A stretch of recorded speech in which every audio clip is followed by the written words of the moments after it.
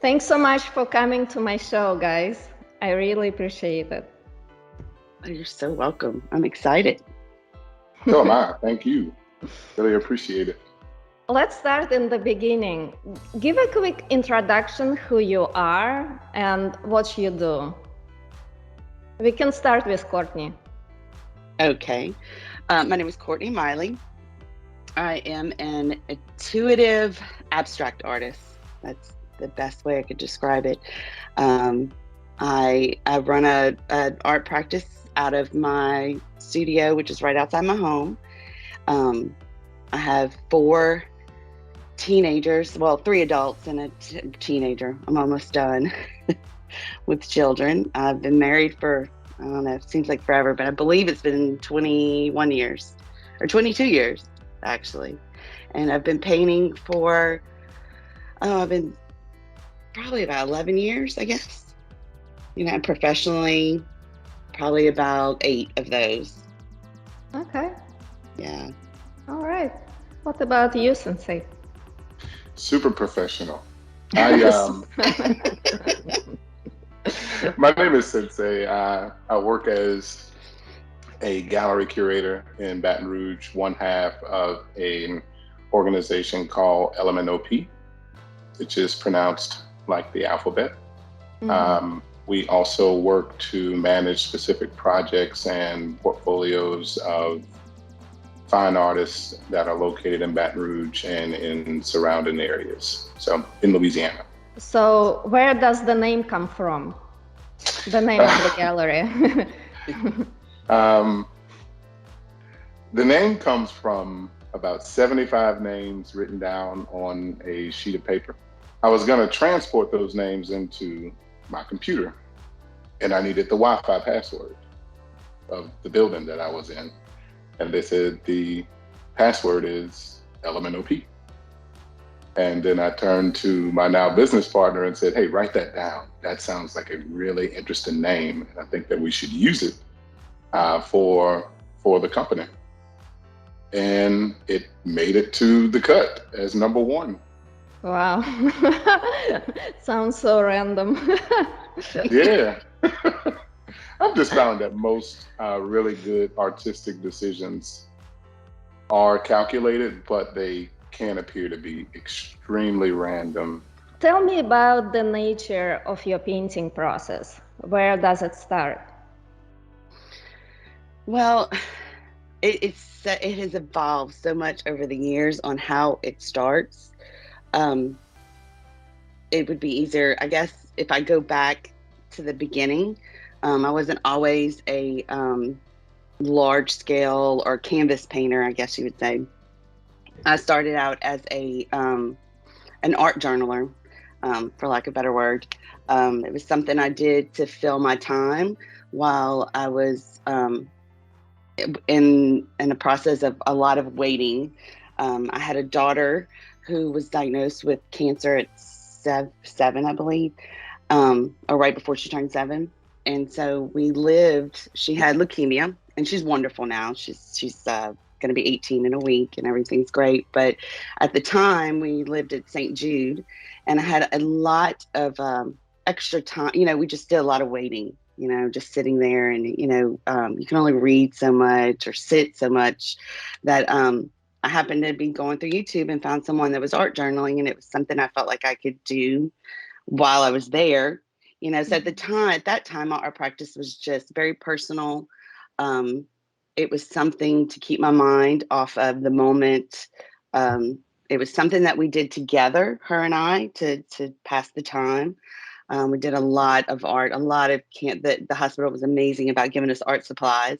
So we always had art supplies. Something we did like while she was having chemo or, to distract her from, pain or anything like that. And so at the time, like I said, it was very personal. As she got better and we spent more time at home, it became this, oh, wait, I do really like this. I want to continue doing this, even though I'm at home and, things were sort of getting back to normal, if they ever got back to normal. But, and so it still was very personal, but it was more of a practice, more I wanted to learn, I wanted to absorb.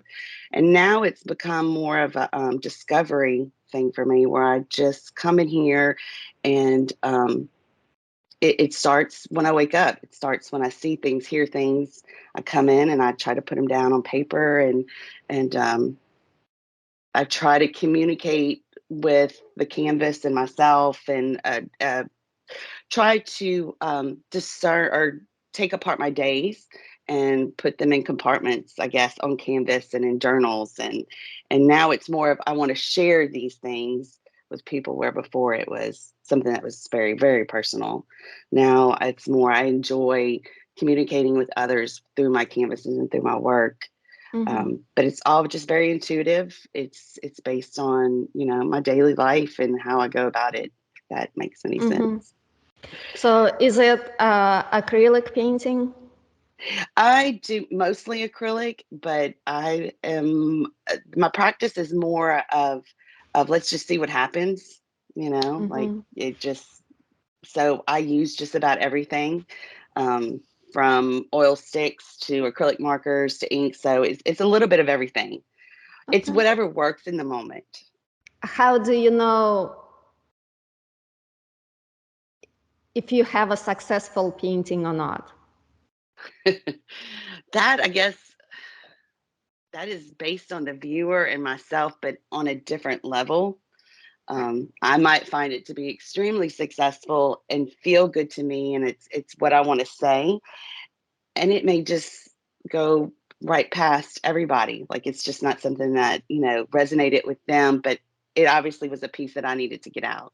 So personally, that was successful. But then there's just pieces that people see and it resonates with them, and that's a success. And I may not even really resonate with my own painting sometimes, but when other people do, it's, so it's a different levels of success of, each painting. It really depends on the painting, and where it's at, Some may not be a success for years.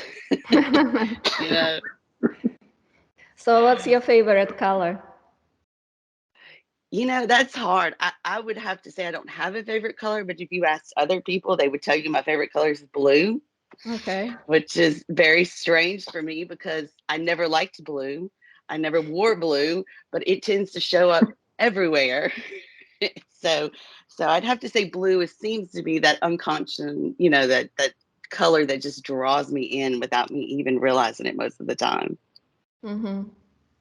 Yeah, it tends to represent a lot more than just, one thing. Like red, a lot of people think red's passion and things like that, but blue is serenity, and it can be confusion all at once. Yeah, a lot of people love blue color, and I think it's because it's associated with the sky and the sea. And I think most people enjoy, But both can be very vacationing. scary too. So it covers in a range of emotions for me, I guess, because like you said, the ocean, which I'm terrified of, so there's that blue, but then the sky, which is, who doesn't like to relax and just stare up into the sky? But it just covers so much. So how do you find your artist and decide with whom you would like to work? Well, there's two different processes. With the artists that we work with on a regular, consistent basis, all of that's more organic and a personal relationship. For me and my business partner, we'd rather work with people that we really like personally, and that they also share that same mutual respect and like us as individuals. Doing business with someone can be fun, but it also can be horrific if the right elements aren't in play. So it works to have a really great personal relationship with the individuals. With Courtney, we met Courtney in 2018, at the fourth quarter of 2018, at an outdoor festival downtown Baton Rouge, Louisiana. And she just had a really vibrant personality. She was there with her husband. He had a really calming, charismatic spirit, and we kept in contact.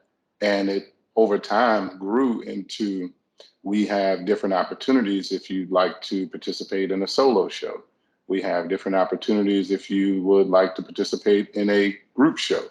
And the relationship grew from there. With the artists that we work with from a gallery standpoint and showcasing, that just comes from keeping our ears to the ground and really finding out who's producing new work, who's producing work that's unique to our area, who's producing work that most individuals in our area have not seen before.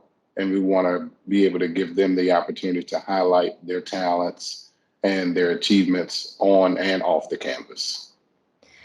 So how do you find your pool of artists? Do you accept submissions? Do you go to art festivals? Do you look through the magazines? What's your way of doing it? I'm the type of person, I don't meet a stranger. So as you could tell, Okay. when you and I had our first conversation, it was as if we had known each other. I just wanted to talk. And I will speak to anybody when it comes to the art. So that's first. I don't meet a stranger. I'll talk to anybody and ask them what they have going on. Everything is extremely personal because the art industry is extremely personal. Well, especially here in Baton Rouge, Louisiana, it's a very intimate process.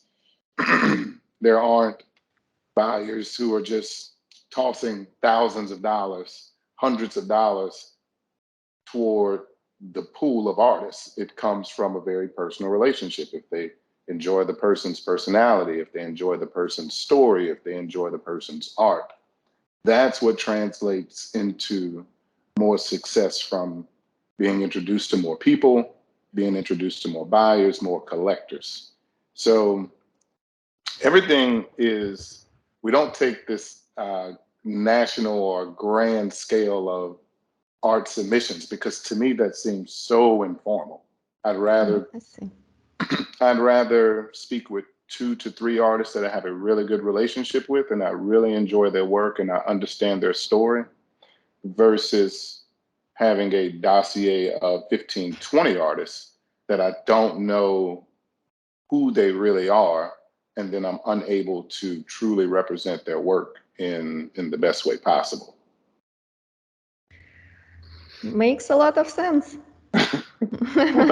Well, and to add to that, when he talks about being personal with his artists, like my children, my kids know Sensei and his business partner very, very well. They keep up with my family, so it's really when he says a personal, it's an all around a relationship we have. He's very close with my husband, and my husband's a musician. They come out, they support him, and things like that. It's a whole, like when they put into their artists that are in that that main circle of getting them out there. They really mean it is a personal relationship. It sounds like it's more like a family of people. Oh yeah, because family will tell you the truth. I have a lot of ideas, and sometimes I believe that they're the best ideas, and sometimes they believe that they are not so the best ideas, and that's okay. And that's the only way that you can continue to grow as a team because everyone has their own individual personal and professional goals. So in order for me to really, really be effective, then I need to know who that person is. I really need to know what that person wants to accomplish. I have to believe in that person almost more than they believe in their own ability. Because there are a lot of times artists aren't as confident in their work or in their process, and they don't see what the onlookers see. So, yeah, the family dynamic is extremely important. And I'm an only child, so I want my family to be as large as possible. All right, Courtney, who or what is your greatest influence? Well, I guess most artists would say, these other big artists or, and there's a lot of artists that influence me as far as liking their work, but honestly, like truly honest, my family is probably my biggest influence. I have a husband who is an amazing singer-songwriter, and we work very closely together with both of our arts. And two of my daughters are also artists. I have my oldest daughter, who's 20, is in the arts. She's about to have her first solo show, and she, being only 20, I'm just so inspired by her. We do very, very completely different work. From She does hyperrealism, and I'm just so amazed by her choices and her abilities, along with my other daughter, which was the one who had cancer. Her art just came out of nowhere, it seemed like, and it's just, they just push me so much, and they're just so inspiring. Just watching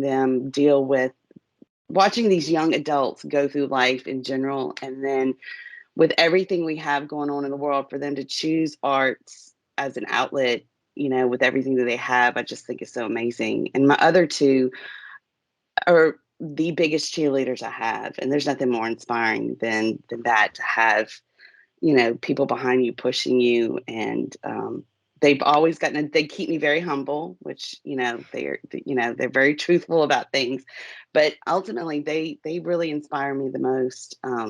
Living six people in a home, you can always find something to draw from, some experience. That we're very tight, I would say unusually close, just because of what we've been through. So they push me, and being pushed and believed in, to me, inspires me the most to continue doing, what I do, because it gets tough. Being an artist is very lonely, but they always pull that out of me, you know.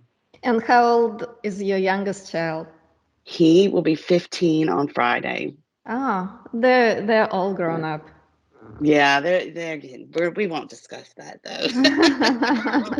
It's kind of sad, but yeah, they're an interesting group, and then living with another artist, it always keeps me on my toes. So, what kind of music does your husband write? In what Well, he is field? a he he's very hard to describe. He sings just about everything, plays everything, but his music that he writes is very personal, very singer-songwriter, guitar music. And Oh, yeah. it's always nice for us to get together, and he plays and I paint, and it's very inspiring.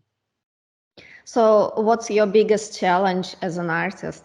Well, I would think the biggest challenge as an artist, and being so alone all the time, is hearing your own thoughts about your work. That's Mm-hmm. why it's so nice to have, a community, because like Kedrick said, it's the believing in yourself, that imposter syndrome.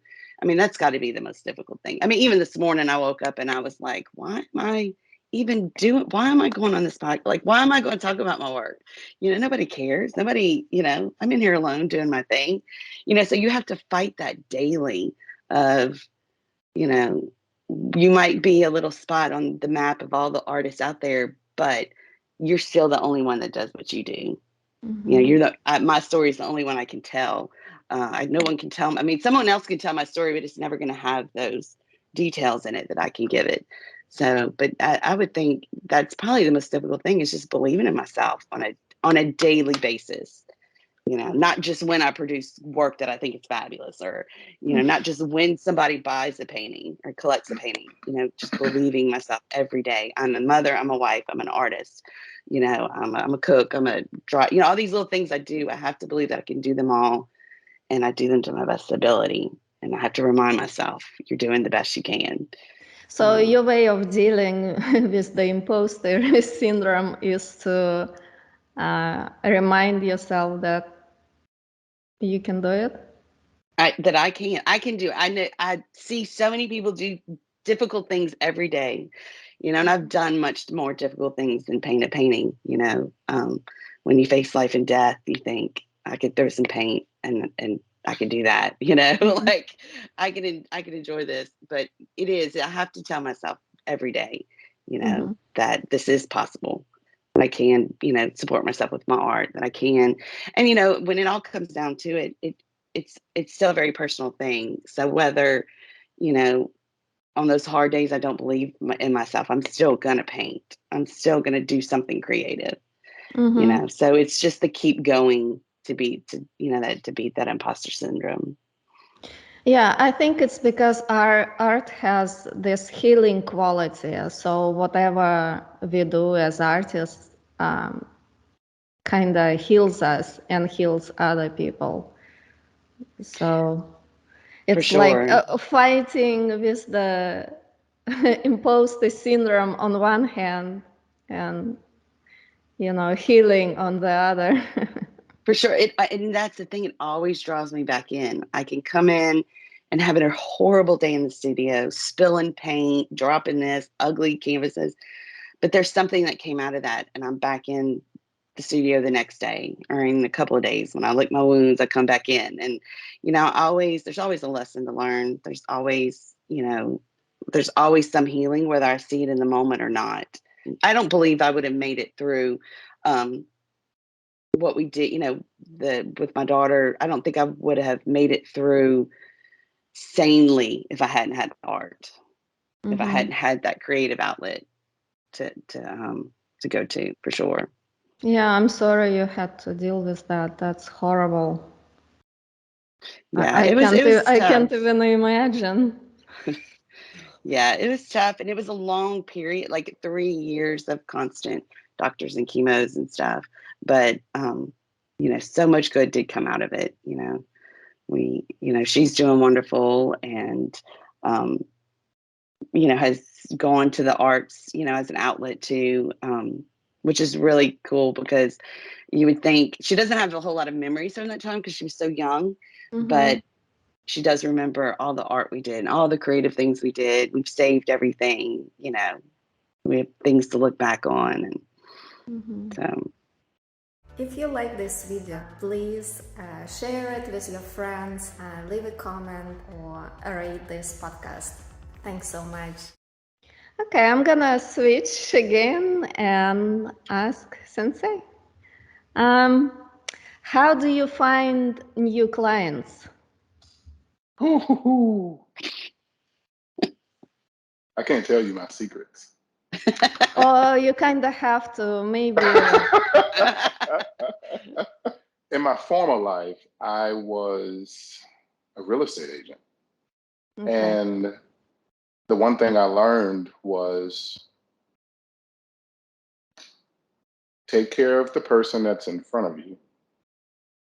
And from there, that person will speak highly of you, right? So they essentially act as your billboard. They act as another form of advertisement. That's one. Two is there are so many unconventional ways to reach new people. So whether that's doing a local pop-up within our city, whether that is locating a new venue that we would like to place art in, whether that is building databases from every individual that you've come in contact with, and you have their phone number, you have their birth date, you have their email address, and you can compartmentalize those individuals based off of buying behavior. So within our system, we have our email databases broken down into who has purchased what. So I know everyone who has purchased Courtney's work.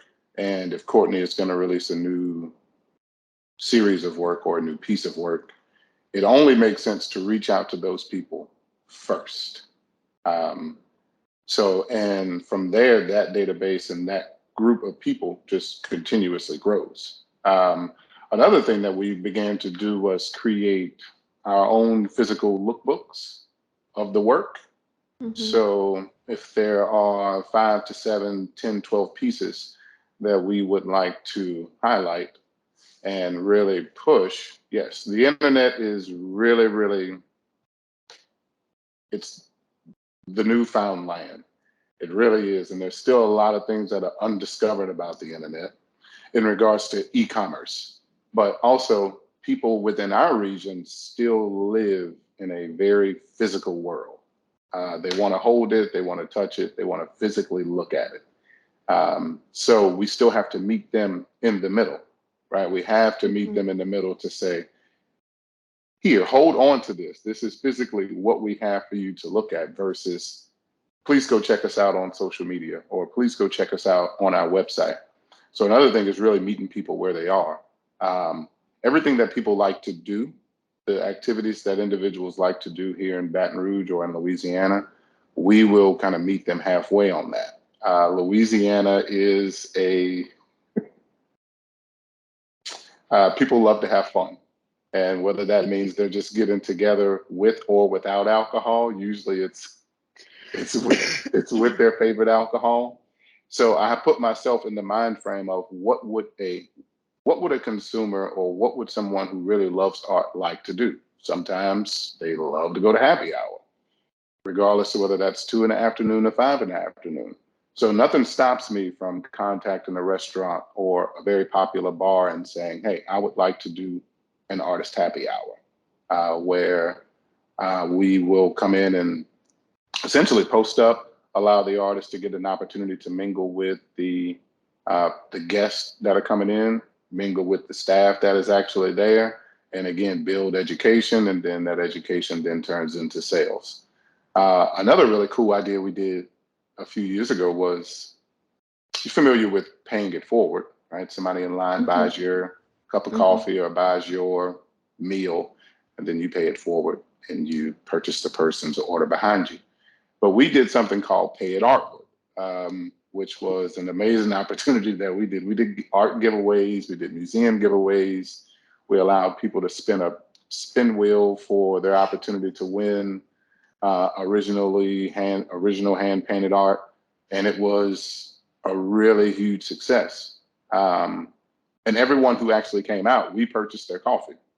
We purchased their cup of coffee, and they could donate, and they can also get an opportunity to win some sort of art collectible from close to 20 to 30 participants that were creatives that we worked with to pull that event off. So it's really finding what your community and what your niche is really involved in, and how you can organically tie that into art and it makes sense, versus it feeling forced, right? There's an art show every week. So what's going to be different? What's going to be more creative that will catch new people's attention? So that's probably my number one trick, is partnering with individuals. It's my number one secret. Partnering with individuals who have like minds for the art that we do. It makes it easier. Well, thanks so much for sharing that. Yeah, that's one. The second one we'll do a paywall for you and I. Have people pay for the secrets. I see. So what's the average price range of art that you sell? So you see, there's this piece behind me, and you can see 2 pieces behind me. The smaller piece that you see, that one ranges from 100. That one is about 500. That's the larger piece. But there's some pieces that are $25. There's some pieces that are thousands of dollars. It depends on the artist. I try not to get too focused on, I'll calculate what the average sale price is, but I don't like to dictate what an artist is going to sell their work for unless I truly believe that they're underpricing the artwork. If I believe that they're truly underpricing the artwork, then I'll speak with them more in depth about raising the price, because I believe that the value may be higher. But it also depends on where we are selling the art. If you're selling the art in a gallery, we have that ability to have a piece that's thousands of dollars, versus doing a happy hour event like we spoke about, and you're selling a piece of work for thousands of dollars. It just doesn't translate into It doesn't translate at all. The likelihood of somebody walking into a restaurant or into a small pop-up venue and purchasing a piece that's thousands of dollars is very slim, but they will purchase something that's, 100 or less that they can pick up and just walk away with. Mm-hmm. So a few $100, I would say, would probably be the average. Okay. Yeah, because the goal really for us has been to get the art out there into homes. I mean, there's no reason to exclude people from art. Mm-hmm. No, it's I think it's very good to know because artists often get stuck on pricing and don't know how to price their art. Yeah. And so I think that's always kind of a battle. We always kind of go back and forth about that. Like, am I asking enough, or is it, there's always that battle. But like, it said, I'm more likely to sell that $1,000 piece if I go to a small mixer and bring smaller pieces and they get to see my work versus, seeing everything all at once in a big giant art show. They get to kind of get a feel for it, and then we get a feel for them. And that has led to long-term, collecting of art and selling those larger pieces. But ultimately, I just feel like, we all feel very strongly that art shouldn't be excluded from any, any price range. Like, it should be available to everybody, whether they have, $15 or, $15,000, Yeah, there's been individuals that I know on Courtney's journey that she's met at a local art festival that grew into being able to install pieces inside of their corporate company, and a corporate company as in like on the Fortune 500 level. So, you can start at a $25 price point, but if those people really gravitate to your work, they gravitate to your personality, the young lady calls back and says, "Hey, listen, my executives really love your work." Okay, well, we're on the way. So, yeah. And then we have those customers that are the collectors that come in and they'll buy a smaller piece. And then throughout the year, they might buy 15 small pieces. I'm thinking, this person has nothing but my art and small works in their house, and they've spent hundreds of dollars, but they've purchased many, smaller pieces. And that's always fun for them to continue to come back and purchase, knowing that you have stuff that they're able to do that on a somewhat regular basis. I mean, I see what you are saying, because usually it's difficult for artists to start selling. But as soon as you get your foot in the door,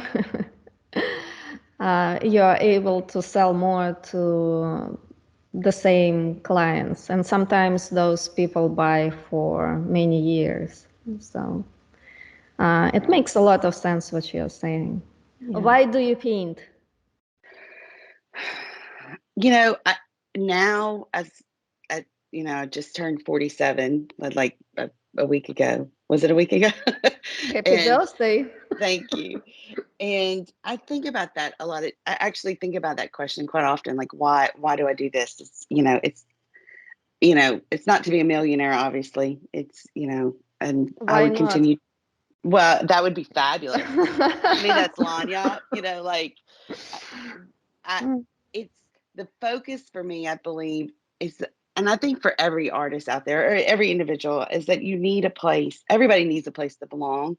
And and feel like they're contributing, to life itself, to society itself. And for years, I didn't have that. I was raising kids. I was, in the trenches.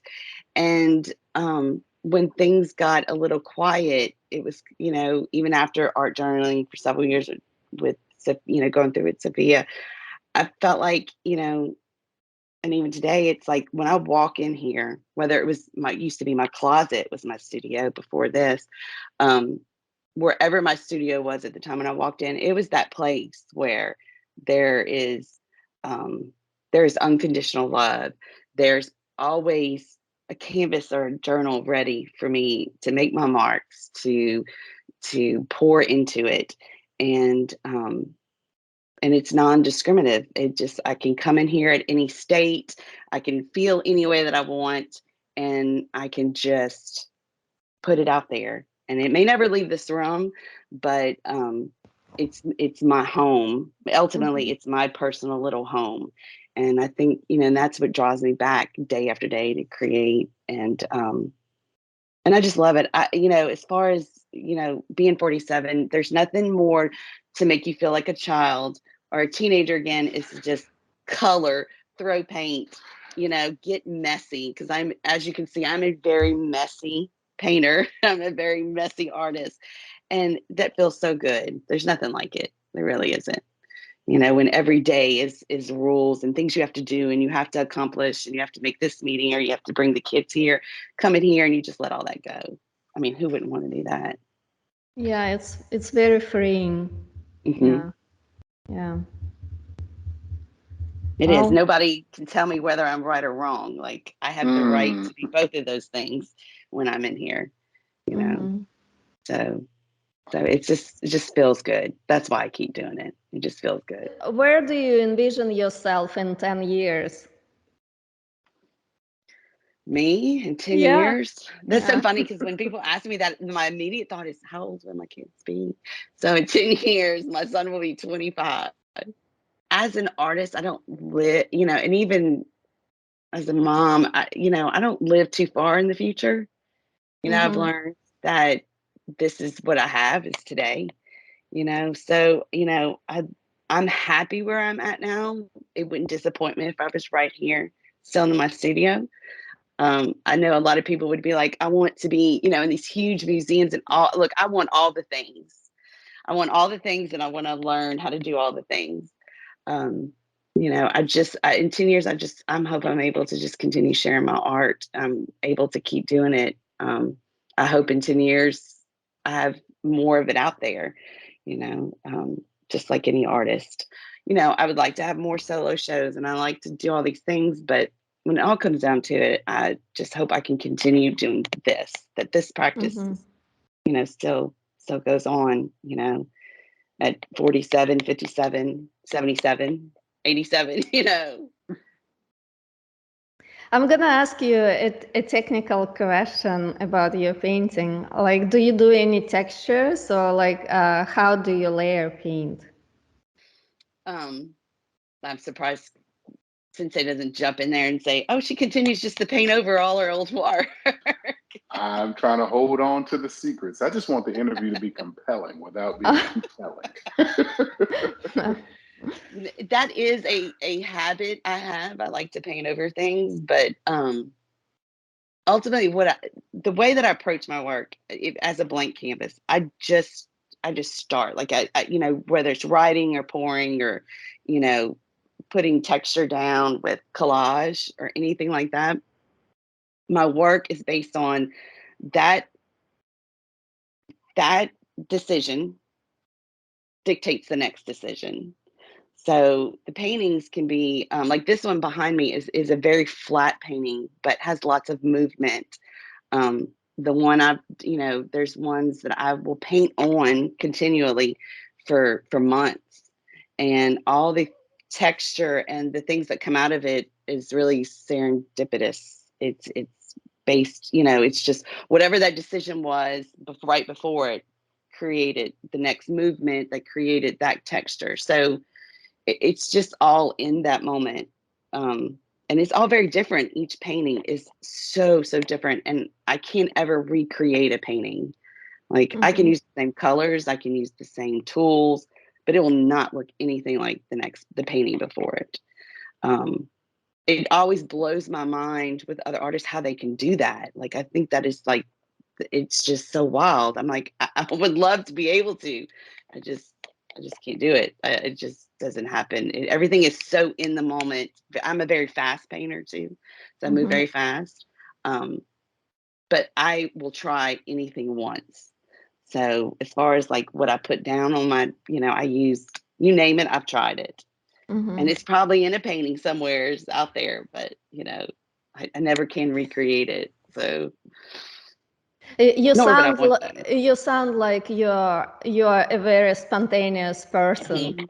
Like when I work on on my art, it would be like a month of planning, Yes, and that's how, like, my daughter and I are so different artists because she does that hyper realism. So she takes so much time. She's a fast painter also, but in that world, she's just very detailed, just little details, and I'm like, come on, let's go, let's go. So I'm very fast, spontaneous. It works. Sometimes it doesn't. I don't dwell on things too long. Whether they're working or not. I'm like, if it works, great. Let's move on to the next thing. If it doesn't, Yeah, it's interesting to see how artists' personality shows on canvas, and yeah, you're speaking to that. Oh, yeah. I hear it now too as I'm talking, as I Yeah. say it out loud. I'm very spontaneous in other things too. Let's just leave it at that. So, Sensei, what's your biggest challenge as a business owner? that's an interesting question. The biggest challenge would be understanding that every decision that I make is going to impact more than just myself. So everything that I do has the ability to impact every single person that I work with, every single gallery that I work with, every single partner that I work with. So creating a culture where understanding that sometimes leadership is also about following. And that's something I have to work on with myself every single day. So I would say that's probably my biggest. That's to me the biggest challenge. Of course, we know you have to make money, you have to pay bills. All of those things just naturally come with life and operating any business. But if we're speaking about the intangibles of actually running and operating an organization or a business or a practice, it's going to be that leadership sometimes takes a lot of following to actually get it right. Okay. That was such an elegant way of saying my hardest challenge is dealing with all these artists. I love dealing with artists. Because I truly believe that I am an artist. I grew up, I know how to draw, I know how to paint, I just choose not to. But people are always saying, well, artists are extremely sensitive. Artists are extremely problematic. Well, I think to a degree that It we all are. depends on a person. Yeah. It depends on the person. I don't think that Courtney is problematic. I don't think that any of the artists that we work with are problematic. I think they're fun. They give me a new way of actually thinking about things. They give me a new way of saying, oh, this is how we can accomplish it. So it just, to me, opens my mind up to not think as one and zero, but maybe ones and zeros with a lot of red paint and a lot of blue paint over there, and you kind of mix it together and you can create something that's really beautiful. What's your vision as a business owner? Number one is the education of art. And I think the reason that most artists are extremely successful or become successful in their own right, by however they define their success, is they were able to truly translate what their art means to a specific group of people, what their art means to them, to a specific group of people. I think the more that individuals are educated about art, and the reason that art is vital to our niche communities as well as communities at large, then the more successful art programs become, the more successful independent artists become, the more successful their galleries become, because it's all about the education of it. When someone truly understands that if they purchase a piece of art from an artist, whether that person is local or whether that person has a opportunity to mass produce with a national chain, it all started with one individual artist. And the purchase of that piece actually helps to revolve economy. In my mind, that's the way I think of it. I think whether it's a $20 piece or whether it's a $2,000 piece, that money is funneled back into an ecosystem where that artist now has the ability to continue to create, and that artist also has the ability to support other artists or support other businesses within their community. That's where we're going with this. I think when people understand how economics work, how societies work, then it helps to say, I really should support that particular artist. I really should introduce that individual to this specific group of people. That's the way I view it. I view it as a very long term. I'm all about the slow walk versus just the quick stride to get there. I think there's a lot of rocks that forget to be turned over when we're just in such a rush to achieve what we see other people have achieved or achieve what we believe that they have achieved. Okay. Thank you for sharing. Oh, you're welcome. Is there anything else you'd like to add to this conversation? Both of you. I would love to just give my art away. I would give it to everybody that passed by that said they loved it. But I would like to continue to make art. So that's another aspect of things that I think, we want our collectors to know is that if we don't have collectors, we can't continue doing what we're doing.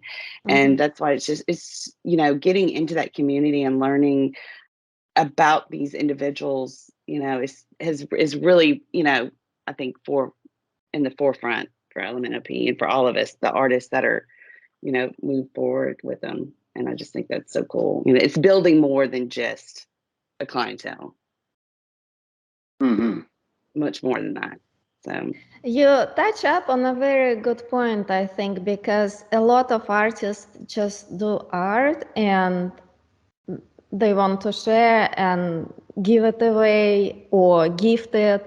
But what I find personally, art shouldn't be gifted, and because people don't appreciate the gift most of the time, it becomes like a seesaw. Like you want to give it away, but at the same time, you know that you really shouldn't.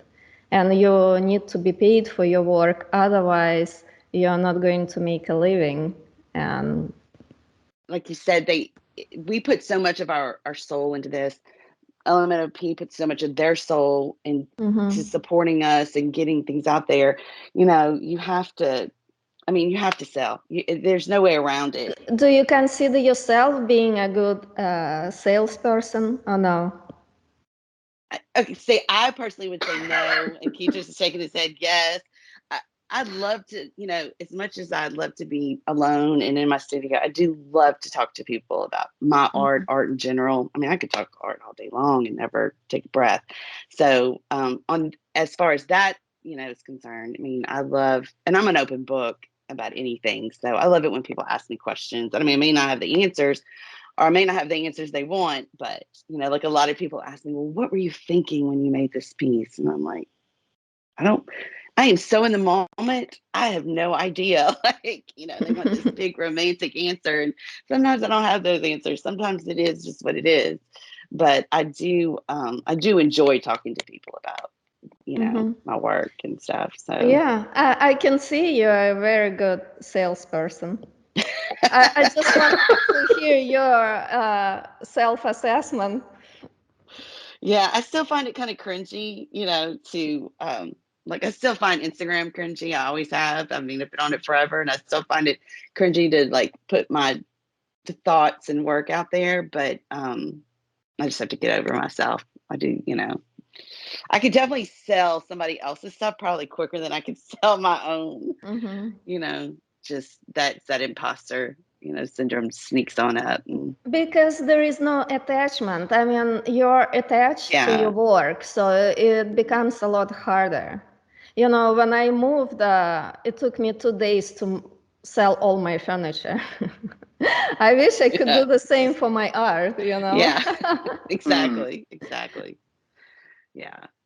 And you try to not be emotional about it when people are looking to put it into their homes and things, because, you've got to let the collector kind of pave their own journey with the art and not push your journey on them, because it's like music. It means different things to so many different people. So anything else to add, Sensei?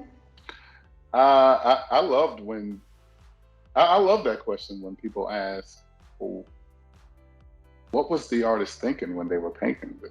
Or what does it mean to the artist? And, for me, I may know the true story, or I may not know the story of what they were thinking, but I also love to learn, what does the viewer think?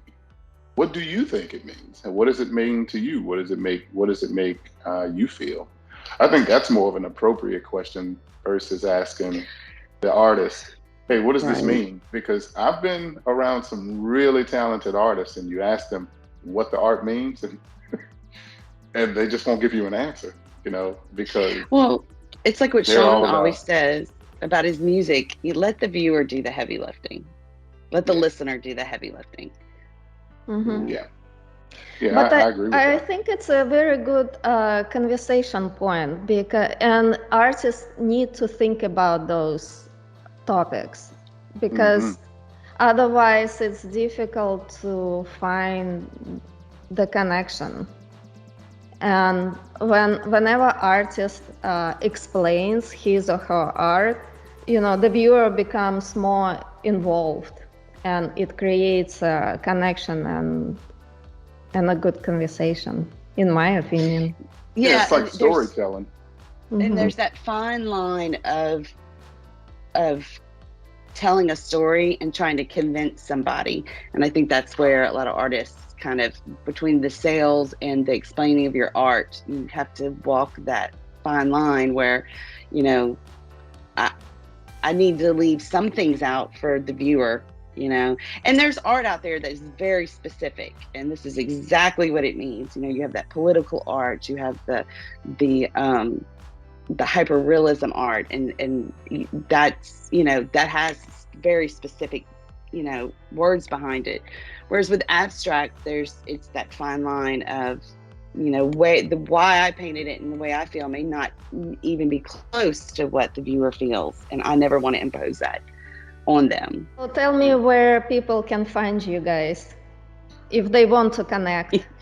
Well, I am on Instagram, Sensei Miley Art, and on there is also a link to all my work for Ellemnop.art, and everything that they showcase for me.